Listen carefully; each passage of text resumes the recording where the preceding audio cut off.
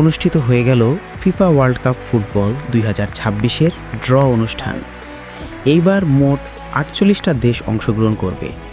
এই 48 দেশের মধ্যে থেকে 12টা করে মোট 4টি পট সাজানো হয়েছিল ড্র অনুষ্ঠানে। প্রতিটা পট থেকে একটা একটা করে দেশ নিয়ে লটারির মাধ্যমে মোট 12 গ্রুপে রাখা হয়েছে। চলুন এক নজরে দেখে নিই এই 12টা গ্রুপের মধ্যে কোন দেশ কোন গ্রুপে পড়েছে। প্রথমেই আয়োজককারী দেশ হিসেবে কানাডার প্রধানমন্ত্রী মার্ক কার্নেই তার দেশের লটারি তোলেন গ্রুপ বি এর জন্যে।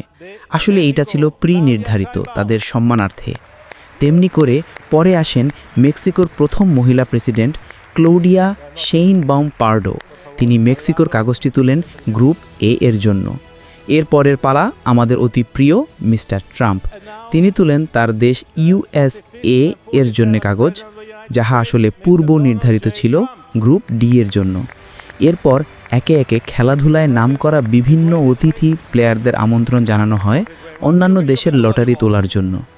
তাহলে আমরা আর বিস্তারিত না বলে সরাসরি দেখে নিই কোন দেশ কোন গ্রুপে আছে আসন্ন ফিফা 2026 বিশ্বকাপ ফুটবলে।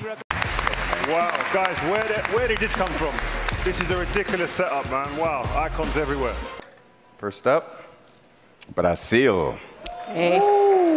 Ooh, look at the cheers. The record 5-time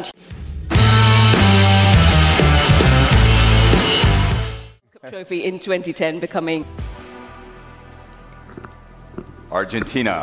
There you go. Ooh, the defending champions, the first South American team to book their spot. Group এতে আছে স্বাগতিক Mexico, South Africa, Korea Republic এবং UEFA playoff D.